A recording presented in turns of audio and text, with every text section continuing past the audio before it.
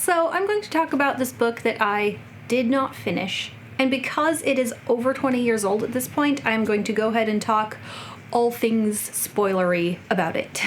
So this is not a review, it's not necessarily a rant, it's just me talking about it, why I put it down, why I'm glad I put it down, because I did read the last chapter. And after reading that last chapter, I feel so validated in deciding to put it down and decide I don't need to spend my time finishing this. Margaret Weis often writes with Tracy Hickman, and they're probably most well known for their Dragonlance books, which I have read one or two maybe. I read another book that they had written together, which I also did not finish. But this one sounded interesting enough that I wanted to give it a try. I found it at a used book sale. I had a dragon, and sometimes I like that kind of late 90s, early 2000s fantasy feel. At this point in my life, it feels nostalgic. And when I first started it, the first chapter definitely gave me those vibes of this was written during that late 90s, early 2000s time period, starting to come out of all of the Lord of the Rings inspired stuff, past the period where we're departing very heavily from Lord of the Rings. Lord of the Rings movies are out, so we're getting back to kind of that classic fantasy. So it was a vibe that I like sometimes. Kind of reminded me a little bit of the Raymond E. Feist books that I like. It starts with a high priestess who's going out to the temple to look in the magical bowl that lets her survey their kingdom to see if they're being threatened by anything, specifically by dragons. And it started off really nicely. It started with a character introduction, started with a little plot point. After the character and the plot were introduced, then we get some action because she does see a dragon. And it's all very mystical. Humans aren't supposed to have powers, but somehow they do. This high priestess will be Mistress of Dragons one day, but she doesn't know all the stuff that she's supposed to know. The current Mistress of Dragons is pretty old. This current threat where they have to face this dragon takes a lot out of her, and so she says, we're on death watch, but I still have a lot to teach you. Come see me tomorrow, or whatever.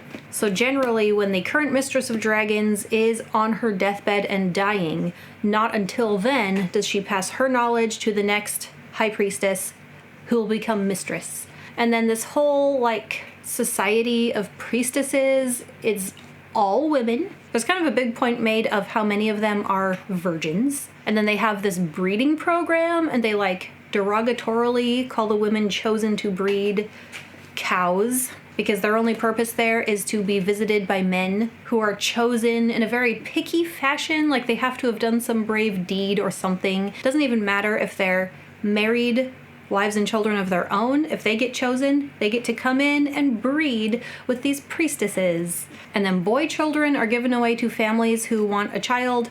Girl children are kept to either be a priestess or one of the warriors who protects the temple. So far, that all sounded interesting. The storytelling style was fine. It didn't feel like anything special. The fact that it was 20 years old and I'd never heard of it before, it's kind of like, okay, it never became like this great best-selling book.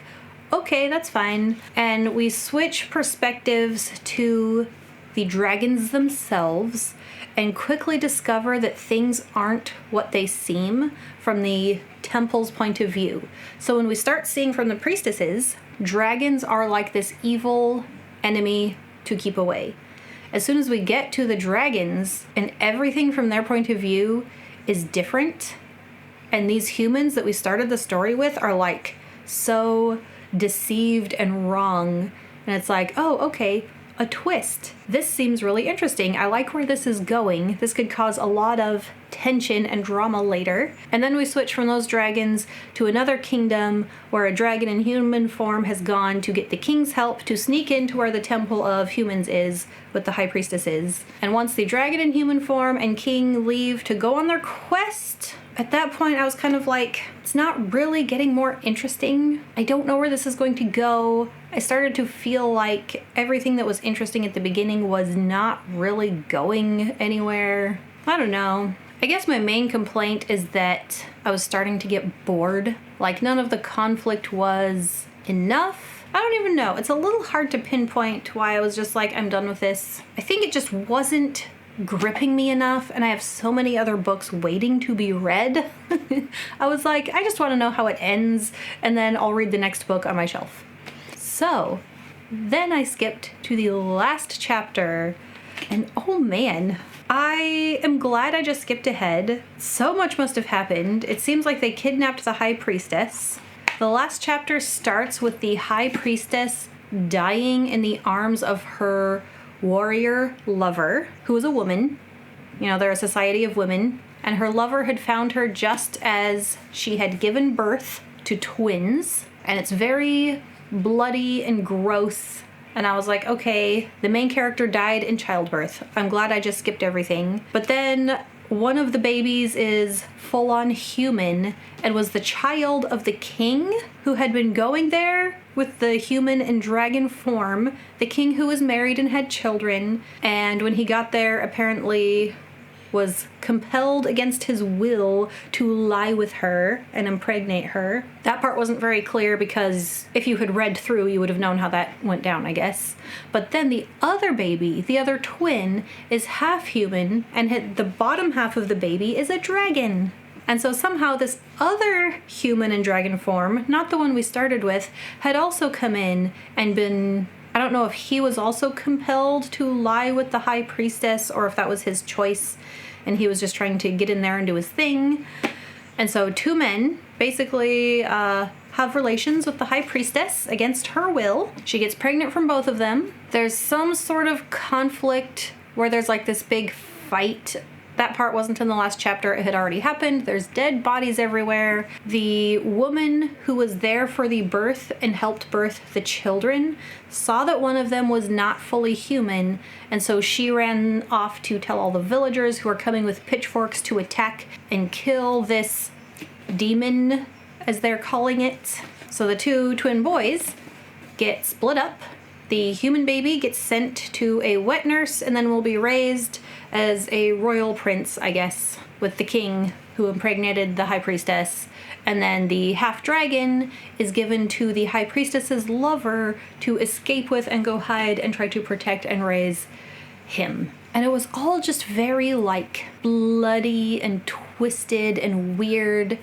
And for a book that ended that way, I was like, I feel glad that I didn't spend the time getting there organically by reading all the stuff as it progressed. And if I had read the whole way and had it end like that, I probably would have felt a little cheated out of there being any kind of meaningful plot.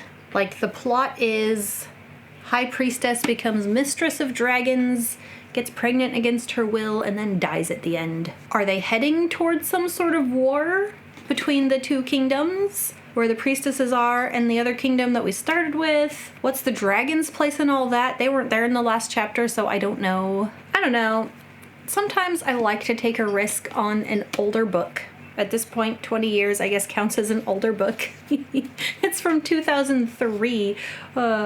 Makes me feel old that I'm calling this an older book. It's still from the 2000s. Copyright 2003. And taking a risk on a book like that, it's not a huge risk. It's a risk of time. And maybe getting mental images that I wouldn't have had before. But it's fine. I don't know at what point it was pulled off of the library shelf. It had one of these plastic covers, and I took the time to untape it and take it off just so it feels better. But I'm probably gonna put it in a little free library for somebody. Someone else who likes a little bit of older, early 2000s fantasy. This was the second book I DNF'd in a row. The book I'm on right now, again, is a little bit older, one I'd never heard of, but I'm enjoying it a lot more, and we'll make a video about it after I finish. It's also a dragon book, I guess. It has dragon in the name, but I haven't encountered any dragons yet, so we'll see. Thanks for listening to my disappointment in my most recent read. Thank you to my patrons and to everyone who watches these videos, and happy reading. Bye.